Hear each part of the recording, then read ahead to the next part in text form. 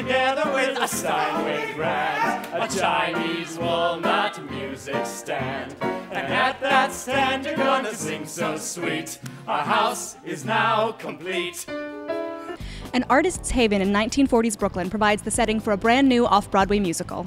We're at the Public Theater for a look inside February House. February House is a new musical by Gabriel Kahane and Seth Bockley, and it's about a group of artists living together in a boarding house in Brooklyn Heights in 1940. And the residents of the house include W.H. Auden and Carson McCullers and Benjamin Britten, the tenor Peter Pears, Gypsy Rose Lee, Erica Mon, and they all decide to live together on the invitation of a New York personality and editor at Harper's Bazaar named George Davis. Do you find it easier or more difficult to play someone who existed, who was who was a character in real life? Both things. It's really exciting because you have so much that you can push against. Like you have boundaries. You have things that you must do or you must learn. Like I must learn an accent. I must, make a choice that is consistent with something. I was able to, read the memoirs and the biographies and kind of know where to look at and look further and jump off from there and taking a look at it and saying, okay, well, hone it in. This is a real person, and that's always the most authentic, is when you remember that she's a real girl. This all happened. And soon, dear mister, you'll make me waken up a tella. You were the sister with a disquisition on Melville's novella. Today, we play on a different kind of game.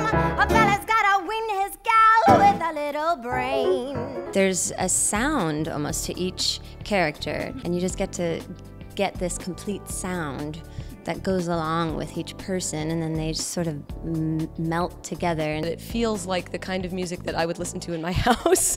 That there's something about it that is incredibly, it's really smart and it's really complex. There's a quality about Gabe's music there's a classical edge, but the way that he blends those different elements and his different interests in music, I find really special. We drove westward through the plains, and you'd make heads turn dressed in black and beige.